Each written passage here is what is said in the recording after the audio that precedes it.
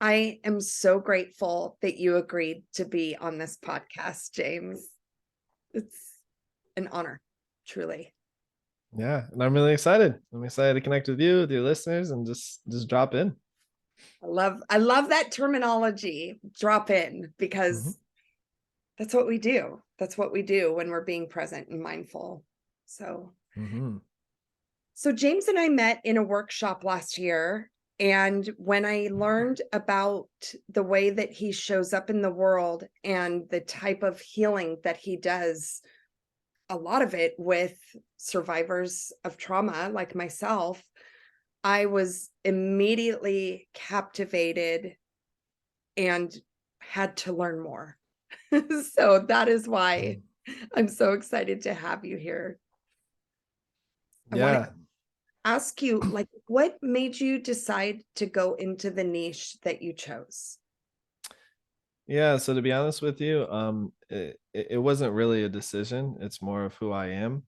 Um, I've gone through a lot of pain in my life, and not to say other people haven't gone through more pain, right?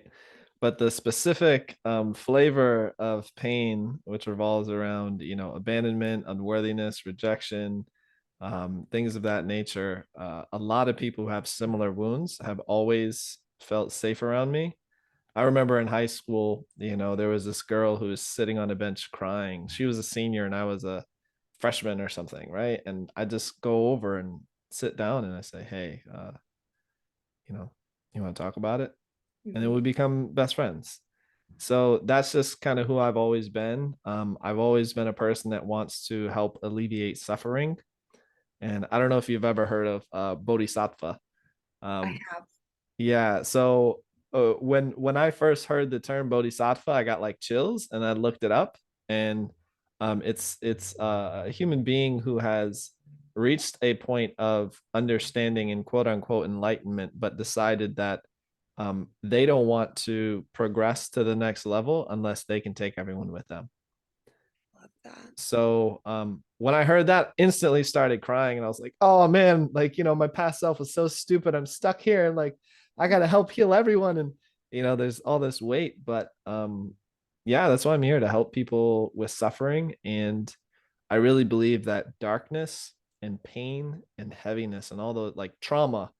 One of my mentors is the Blue Medicine Buddha, and the concept is no matter what the pain, the poison, or the trauma is, with the right tools and the right wisdom, we can transform any poison into medicine. Oh, I love that. Yeah. So that's the energy that I seek to embody. Um, and because there's no judgment, people just open up and cry and share and release and feel safe, and they make space, and then new things come into their life that are more aligned with them. The amount of hope that is Mhm. in the last paragraph that you said, like, makes my heart feel so warm. Mm, And I know that that is going to transfer outward to the people that hear this. yeah. And I mean, that's what you do too, right? You sit with Yeah. people and you help alchemize their pain and turn it into their power, and empower themselves from the old limiting beliefs, the stories, the trauma. And I mean, you do the same exact thing. I Yeah. do. We both did not pick easy Mm-mm. niches to Or easy go lives. into, or No, easy lives. no, we No. have not. And you know what? I love every minute of it. Mhm. Even when I have the most difficult story or scenario. I had a really difficult one yesterday that I had to do a lot of, like, releasing, setting down, and I also had so much gratitude that I'm someone who can be trusted to hold these containers of secrets and shame Mm, and burdens for other people. It's truly an honor. it really is. Yeah. And with you saying that, I'd love to invite anyone who's listening um, to step into the space with us and really be here, because whatever is about to be created, whatever is about to be created will be medicine for whoever's listening. I believe that we're all channels for the universe, and the right message comes at the right time. So if you perk up your ears and start to listen, I'm sure there's going to be golden nuggets in here for everyone. Yeah, I agree implicitly. So I've talked about my past trauma on the podcast and social media, Mhm, and I want to use a wide brush, if you will, mhm, out of respect for other survivors. I don't want to re-trigger anybody. With that being said, I'm going to talk about sexual assault and trauma. There might even be some talk about medical procedures. So if that is triggering to you in any way, shape, or form, I want to allow space for you to pause and think about if you want to move forward or if you want to keep it on pause, ground yourself, and then move forward. So I'll just wait for a second. I can breathe. mm,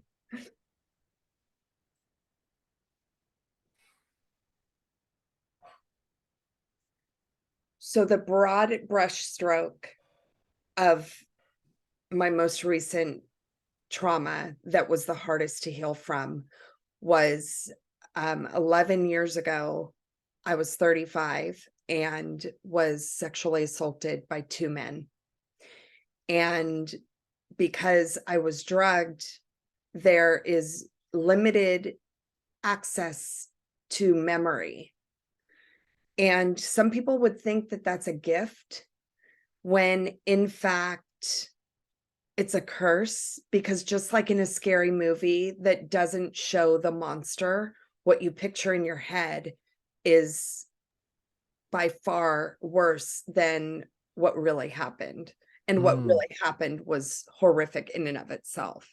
But mhm, the puzzle pieces that I've put together with what I do know and what I can recollect, along with my imagination and the aftermath of it, is still troublesome, even after years of therapy, spiritual work, coaching, body work, somatic healing. It still has a tiny little grasp on me.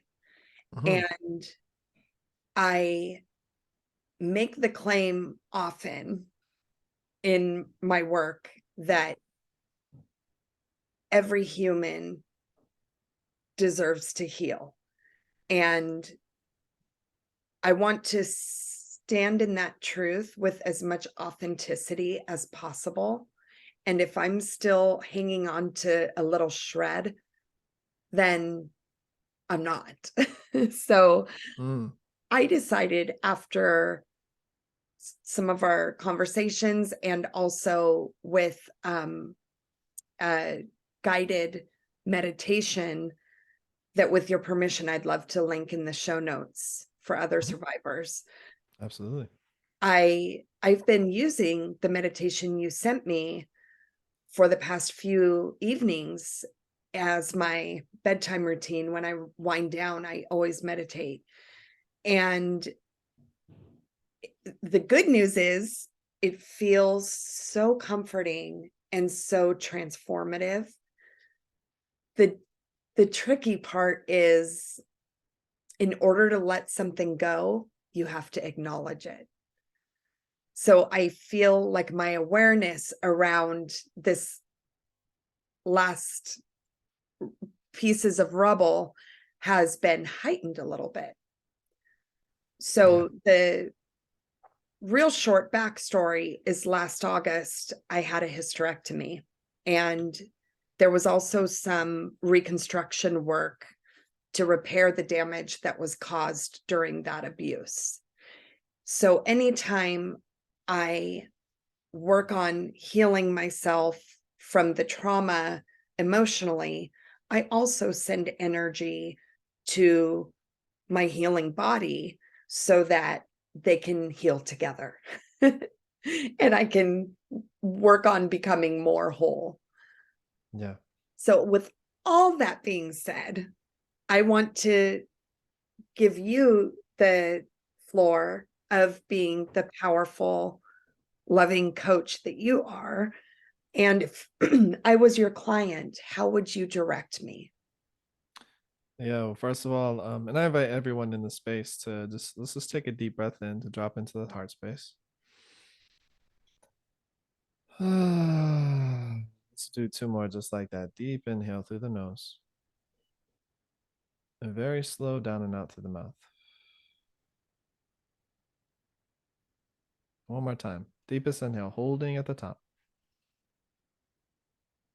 Holding right there and just feeling your heartbeat. Tuning into the safety of the space that you created, that I created. And relaxing down and out.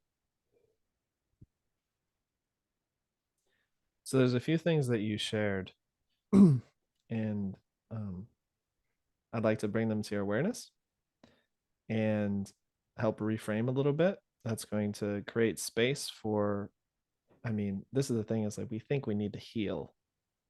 But the reality is, like, when you have a cut on your finger, you don't need to do anything. It heals itself. Right. So for us, what we need to do is, you mentioned rubble, the last little bit of rubble out of it. Right. And what I would share with you, or what I would reflect back to you, is that instead of looking at it as rubble, I would look at it as parts of myself that need love. And not just love, but safety. That's the biggest thing that I tuned in with you when you were sharing, is what would it feel like in your body to feel safe again? Like, can you describe that sensation? Because when you've been like attacked, when you've been hurt and beaten, whatever it is, violated, what it is it's like your survival mechanism kicks in and says, never again. So we hold on to the memory, we hold on to the pain, we hold on to the emotion, because there's a lesson mixed in there. The brain doesn't know how to sift and sort. So we have to go in and say, this is what we're keeping so we protect ourselves. This is what we're letting go so that we don't carry around the burden forever. Mm-hmm. So that little, you said the little tiny shred of holding on, that's for protection. That's your unconscious mind saying, I love you so much. We can never let this happen again. So we're going to hold on to that little shred. So taking a deep breath in. First of all, how does that feel? Just what I shared so far. So comforting and compassionate. Mm-hmm. Yeah. And this is another thing you shared with me, which was, you know, I don't have the memories, and that's worse because of the image I create in my head. So what I want you to know is, no matter how painful the image is, it's an image in your head. Right. And it's like, imagine if you had a projector or a hologram maker, and you were walking around the world, and it's like your deepest fear. It's like, if it's rats or like this or that, and the things that you want are right on the other side of the rats, let's say, but you're afraid because you don't want to touch the rats. As soon as you reach out and quote unquote reach through the rats, you realize that they're a hologram, they're not real, and the thing that you wanted on the other side has always been yours. So what's on the other side of this for you when you tune in? Because you've been on this healing journey for a long time. What's the other side after? The other side, like what I picture when I picture myself crawling over the rats, is a feeling of like I'm standing and there's like light coming onto me, and the words I see are standing in my truth. Like I can still use my story to help others, and it no longer has to be the story that defines me. Yeah. So standing in your truth, that's a big statement. The light coming down, and you being able to use the story instead of the story being who you are. Yes. So what would happen if you felt that right now?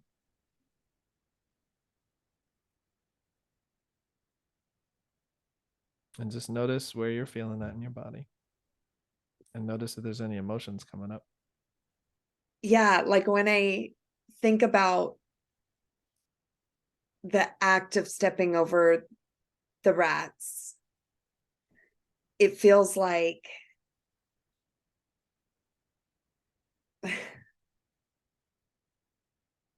I'm do here. I have to? Like I've done Yeah. so much already. Can I just like spray them with rodent spray or something? Like, Mm, do I really have to crawl over them after everything I've been through?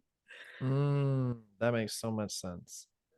That makes so much sense. And what I'd love to share with you is rodent spray is not going to do anything because there's no rats. You don't have to crawl over anything because there's no rats. The rats are your brain trying to make sure it doesn't happen again. So it makes it real. So let's just feel that.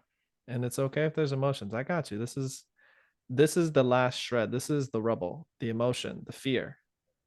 You've done so much work. You've invested so much time and energy, and not just that, but you've also allowed yourself to reach out to people behind you and turn your gift into a, or your curse into a gift. Not a lot of people do that. That's scary. It's hell. So let's just acknowledge you for that. It said standing in your truth. I would say that you've been standing in your truth this whole time. I would say that that light that's shining down on you, that's okay. I got you. That light that's shining down on you has been shining down on you the whole time, guiding your way. It's just a matter of owning it. Because in order to own it, you'd have to let go of the rats. Right? Yes. So, how does it feel taking a deep breath in?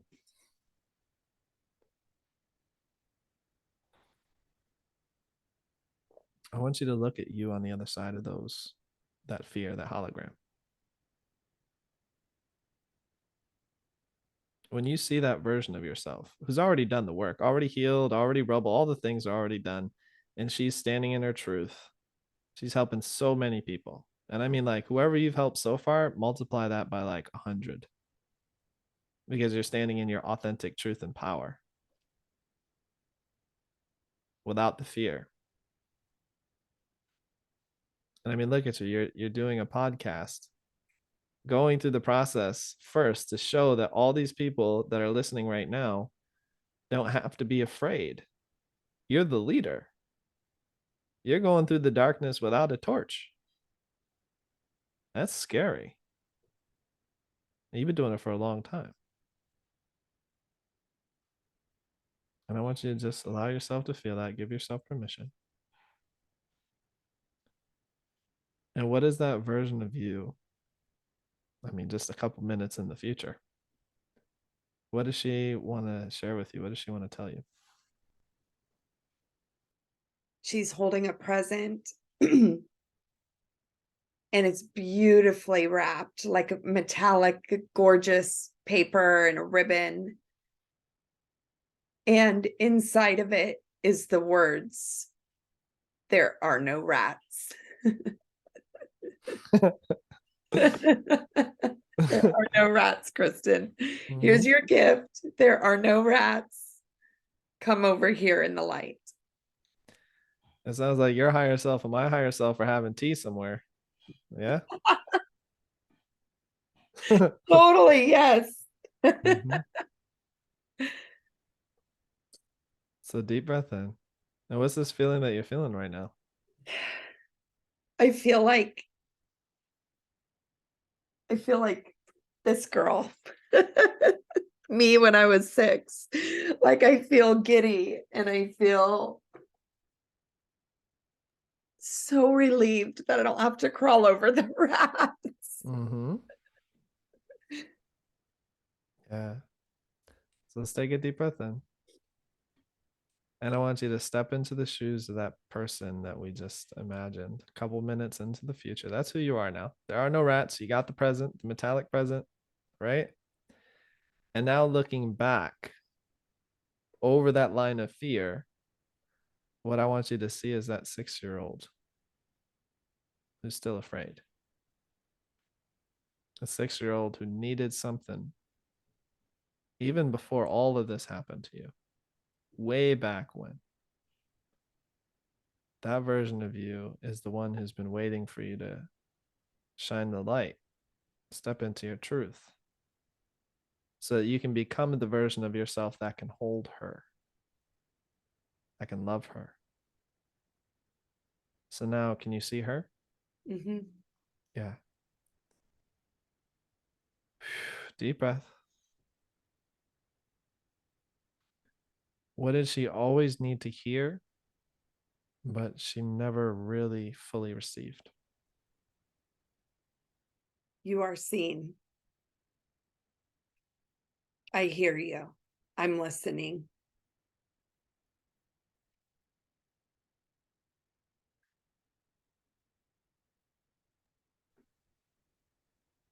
Yeah.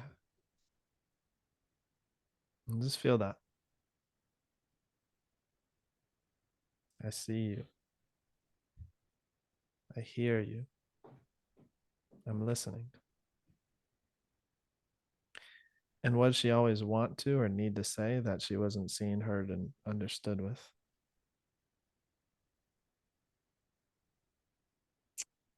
I'm scared.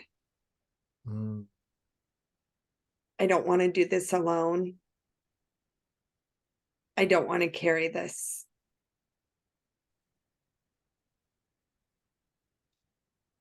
yeah, that makes so much sense.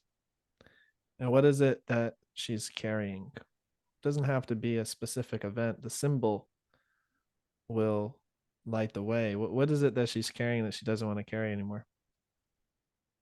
I see little me carrying like rocks and they're Mm, like spilling over her hands and like heavy, and she's trying to hold them, much like you would like pick up a load of laundry from one room and move it to another, and things mm, like socks are falling off. That's mm. what's happening with her pile of rocks. Yeah, it sounds like she's holding something and she doesn't have a proper container for it. Right. Because a 6-year-old shouldn't be carrying this burden, That's right. whatever it is. But you're not 6 anymore. So this is what I love to do. Let's create a beautiful container for her where she can put all the burden that she should have never been carrying to begin with. And if you were to create the perfect container for her, what would it look like?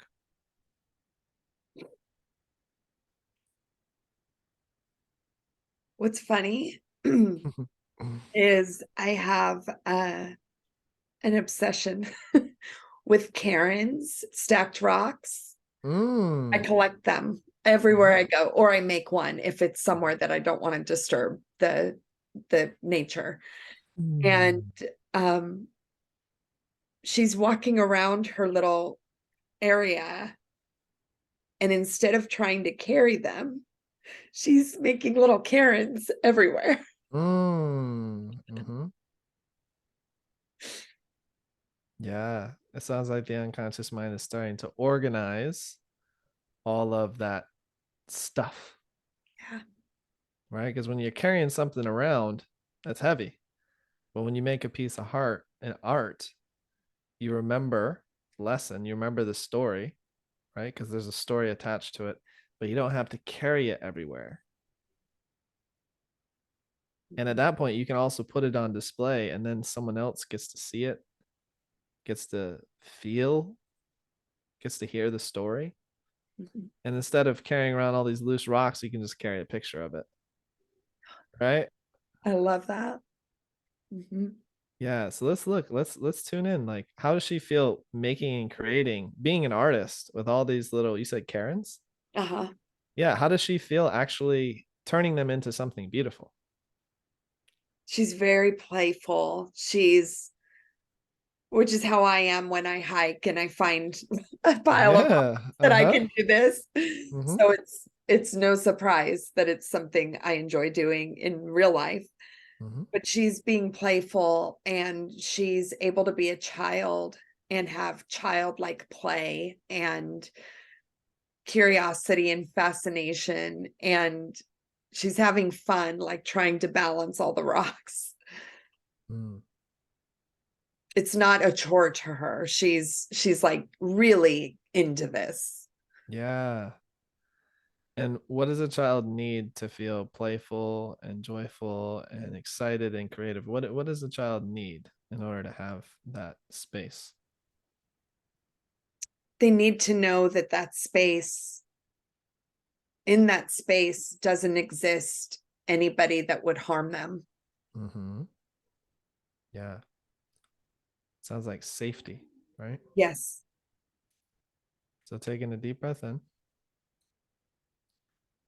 recognizing that the version of you that walked over the rats that weren't there turned into a safe space for your inner child to play. Before, because there was fear, right? Danger. You can't play when there's danger. That's not good. But now you've become what you've always needed by stepping over the hurdle. You're actually it. So this other part of you that's been sitting in the background, like, oh my gosh, I have all this stuff I got to hold on to and I can't, and it's like just fear, anxiety, worry, doubt. Now this part of you can actually play. So taking a deep breath in. What we're going to do now is recognize that that line that used to be, used to have fake rats on it that you were afraid to cross, because you crossed the barrier, you're now standing in your truth. It's really hard to sway someone from their truth when they know it with all their heart, right? Even if someone else is afraid, you can say, yeah, but look, I've gone through the same thing. Come here, I got you. It's way better over here. So what I want you to do is I want you to look at that 6-year-old version who just needed to be heard, listened to. She just needed to speak her truth. And I want you to invite her over the line where you are in the light. And how does she receive that? She like runs and jumps up like my kids did when they were little. Yeah. So breathe that in. And I want you to give her that big hug. And with the next 3 deep breaths, I want you to imagine literally integrating. I want you to imagine her energy that's been externalized, but's been afraid. I want you to imagine breathing her into every cell, every muscle, every fiber of your being, breathing her in, letting her know that you will never go anywhere because you are her.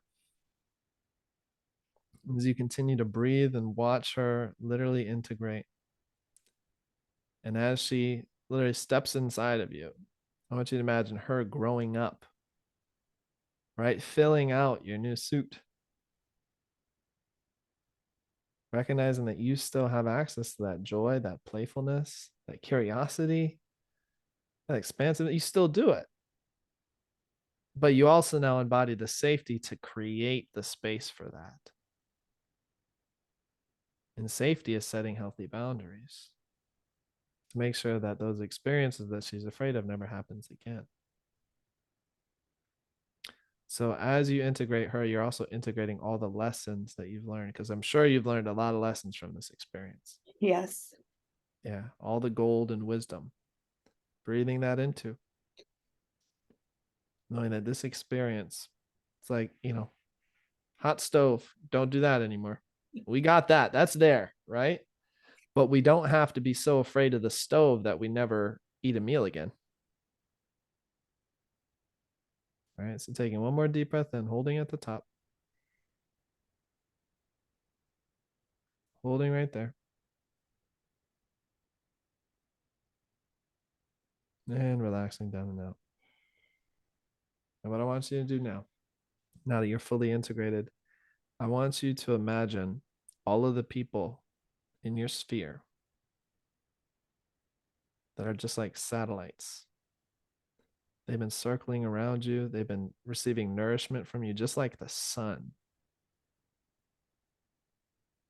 looking at all the people's lives you've already affected. And now what I want you to do is, now that you're standing in your truth, it's not that you're standing in the light, you are the light. And let that really hit. Let that hit your heart. You're the light and the way for so many people because you're so brave. Look at you, even putting yourself out, being so vulnerable in front of so many people. And I'm sure if we were to take a tally and a vote, so many people have tears in their eyes right now listening to this because they needed to hear the same words that you did. And now I want you to imagine you being the sun. Now there's all these other suns all around you, becoming this giant, almost flower of life. Your impact, your story, rippling out. Because it's not just you, your inner child. You've just helped so many people connect with their inner child, and who knows who they connect with. They have children, they have friends, they have clients. And each and every person listening to this right now, because of you, gets to go out and spread a little more love into the world. It's almost like everyone now has these golden bubbles of love. Their energetic fields are golden bubbles of love. And everyone they pass by, whether they talk to them or not, now are bathing in love, the vibration, the frequency of love. And love is a very high vibration. So when you start to recognize that you're bathing in love, taking a deep breath in, recognizing that love is like putting a paint can in a paint can mixer. You vibrate it, right? It starts to shake up all the stuff, all the bullshit, all the fear, all the doubt, all the worries, the insecurities, and it rises up to the surface so that we can scoop it off like a ladle, like a soup, right? And you're doing that for yourself. That's rippling out, starting to vibrate other people higher so they can release and clear and cleanse. And then they go out with love. And it's just this huge ripple effect that you are having because you chose to be here. You chose to open your heart instead of stay closed. You chose to step over the fake rats. And because of that, I want you to tell me how that's going to impact the world. How do you know that's going to impact the world? You just moving through this process. Oh, I know that other survivors are going to hear this and have light within themselves and have a younger version of themselves that they get to invite back in and reconnect with. And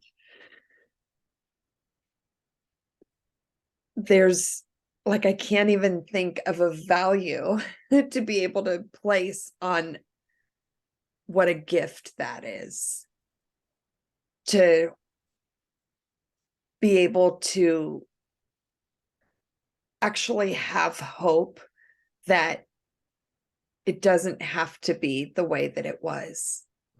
There is another side.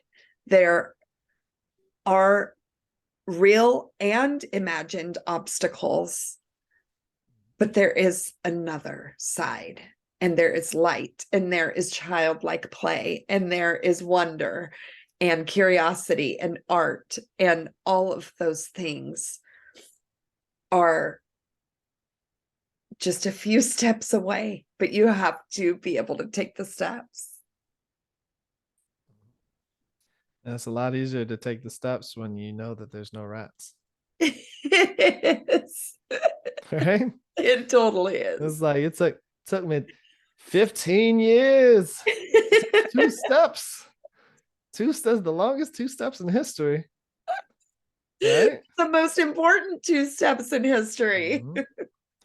And all the work that you've done up until now was getting to a place where you could take those steps.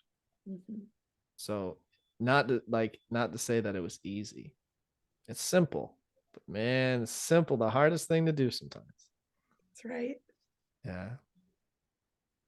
Deep breath in.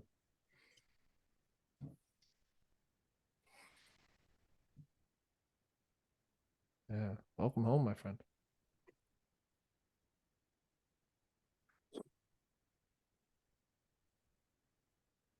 I'm trying to come up with the right words of gratitude to express to you.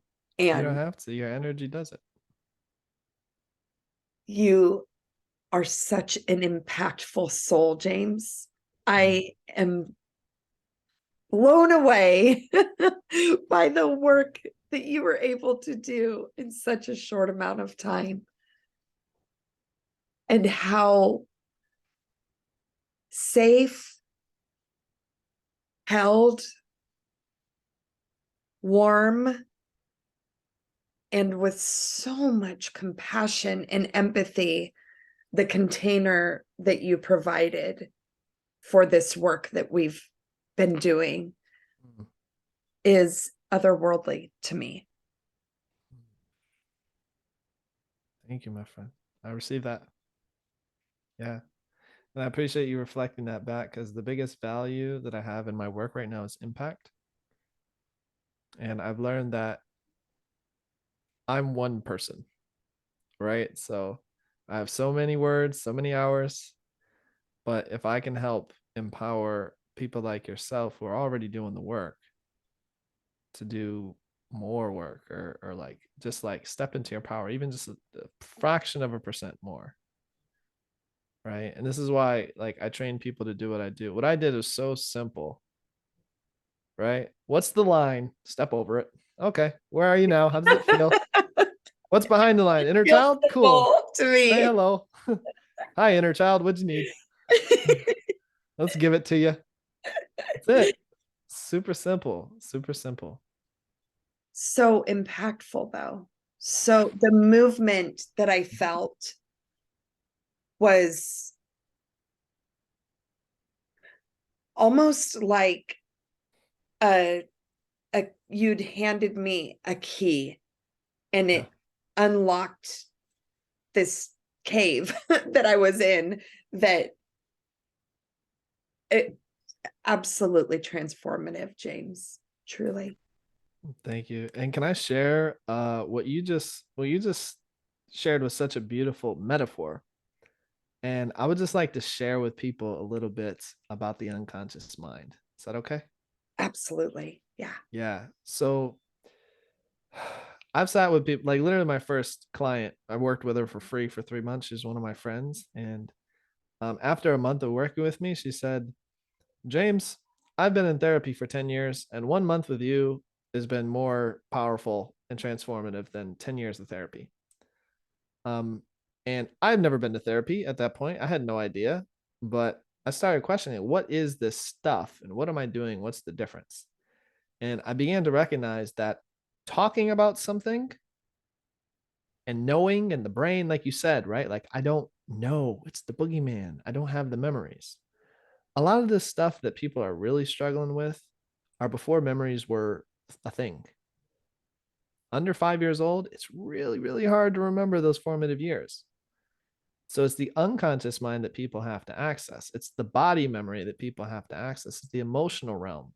The mental realm is awesome to put context to the thing, but you don't even need to tell me a story, because what you gave me was, you said there's a cave and there's a key. That's how the unconscious mind works. It works using images, colors, sensations. So if you can start to learn how to listen to people, listen to their inner 3D world. It's like everyone's an artist, but they forgot that they're holding the paintbrush, right? So what did we do? There's rats. I made rats in your brain. They weren't there before, right? But then it's like, okay, now there's a picture and a metaphor to use. The rats aren't real. Step over them. Made it easy. And then there was a present and a gift. You said it, and it's silver wrapping, and you made it real. The unconscious mind can't tell the difference between what's real and imagined. So, as a healer, if you're out there and you're a healer and you're supposed to be a healer, listen up. If you can create a structure, a mental, energetic structure inside someone's mind, you now give them a control panel to play with. You want to feel more joy? Here's a joy dial.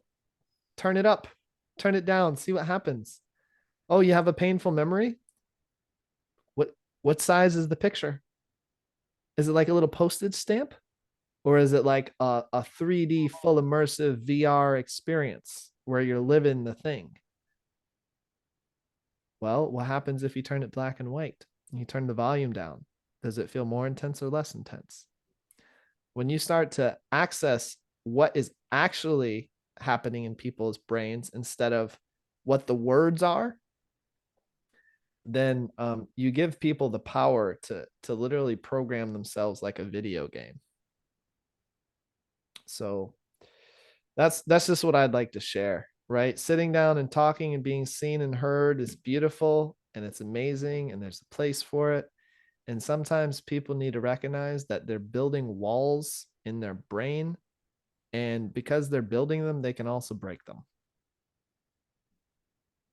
I That's it. love that so much. And I'm very grateful that you offered all of that information about the subconscious. I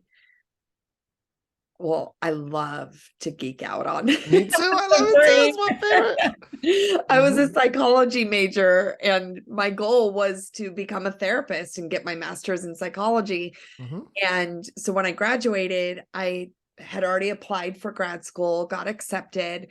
And one of my girlfriends, who is a psychologist, said, Kristen, you should look into coaching. Like, you can like cut your teeth on doing some of this work and Yeah. help me for grad school.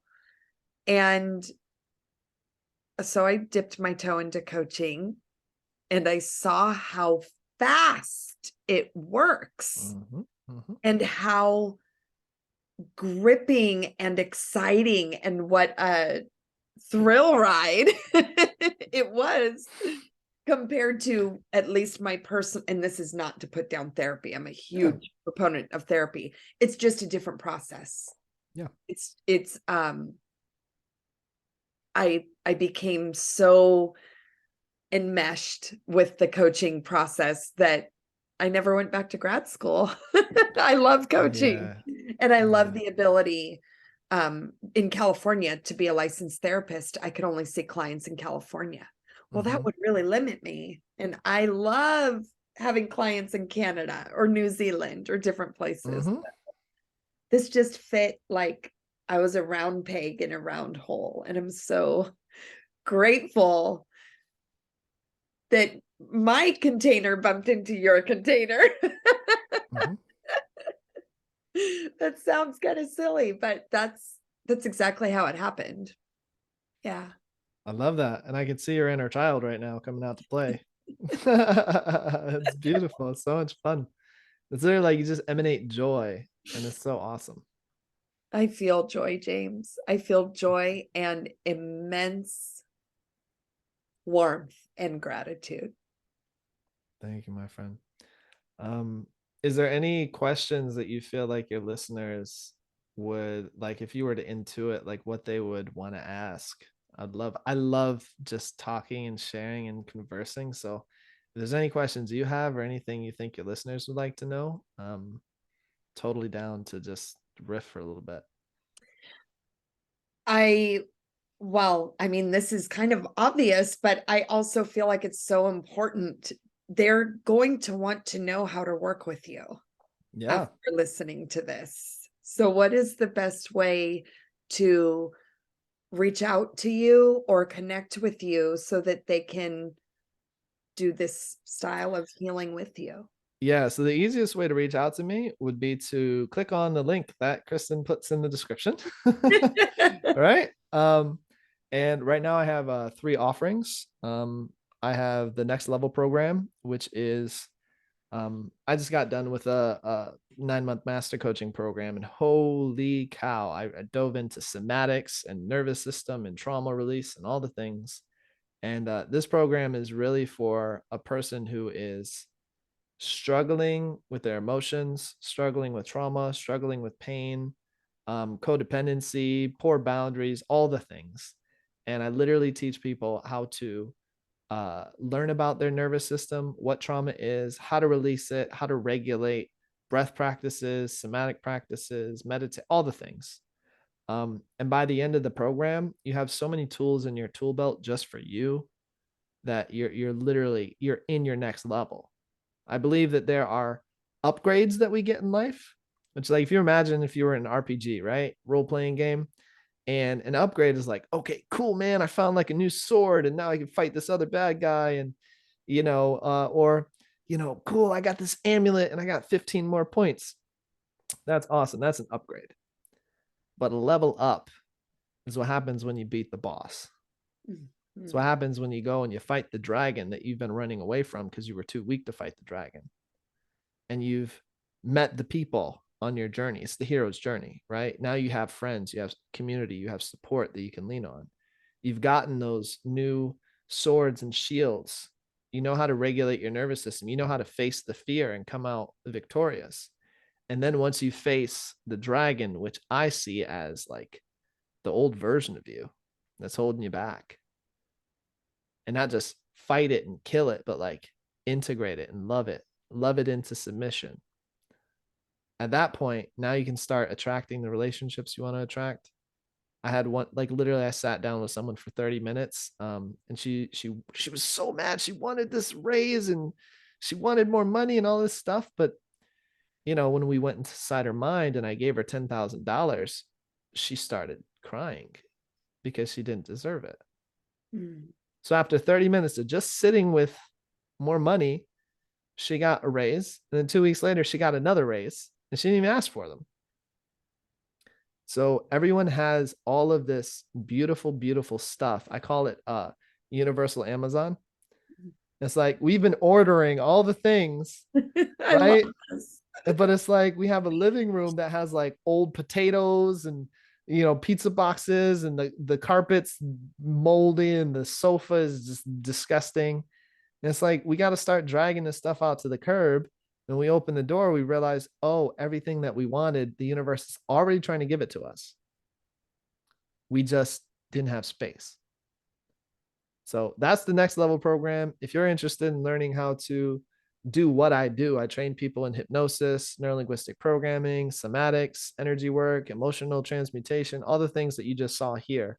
It becomes easy, right? As I said, super simple. And from that place, you become a dragon rider. And I look at the dragon as like the unconscious mind, right? Once you can literally climb on top of the dragon and ride it and command it with love. Now, I mean, what else are you gonna do? Right? Go out there and help people. Right? And if people want one-on-one work, you get access to both of those courses and 3 months of one-on-one coaching with me. And I'm telling you, if you sit down in front of me, you are going to cry. Okay. You told me that when we first scheduled, and I was like, I don't know, James, I'm a pretty tough cookie. Not that I regulate, I don't like say, oh, don't cry, but when I'm in coaching mode or podcast mode, I do try to keep a level head. And I had so much permission to just show up as is. And that was a huge gift. Thank you. Yeah. And I just tell people like I've cried way more than you have. So I know how to take you there, and you feel I will never judge you. So yeah, once people tune in with me one-on-one, their life changes, they find the partner of their dreams, they leave an abusive, toxic relationship, they get a promotion, whatever life wants to bring them because they're doing the work. It happens and it looks like magic, but really it's not. Right? So that's what I offer right now. And I have a free community I'm building of empaths and highly sensitive people. My vision is to clear the generational trauma, like the slate clean. I see my generation, our generation is like the janitors. Yeah. It's like we just got to clean up all the aisles. Yes. And try and make this thing habitable. Yeah. So that the next generation has the tools, they grow up with the love, they have their needs met. And then the generation after that, I want you to think of like your grandchildren are going to live a life of love. My dad and his dad were in war. So at least 3 direct generations back, I have war trauma that was covered up with alcohol. Mhm. So it's like that, you talk about rubble. I was like carrying boulders on my back and I Yeah. had no idea it was even mine or wasn't mine. So once people start to release that, heal that, and it's a bit of a long journey. But once you do that, man, I see that the children and the grandchildren are going to be like super babies, right? Who are like 5 years old and just blasting people with love, changing their lives forever. 10 years old, like just savants, artists, creators. And from there, like the whole world changes. That's what I see. So um, if that vision interests you, welcome to the team. Let's find you your How dragon, can it not is what I want to know. Like, Mhm. how can it not? Yeah. Thank you, James. Love you, my friend. I I love love getting you to too. know you a little bit better. And I appreciate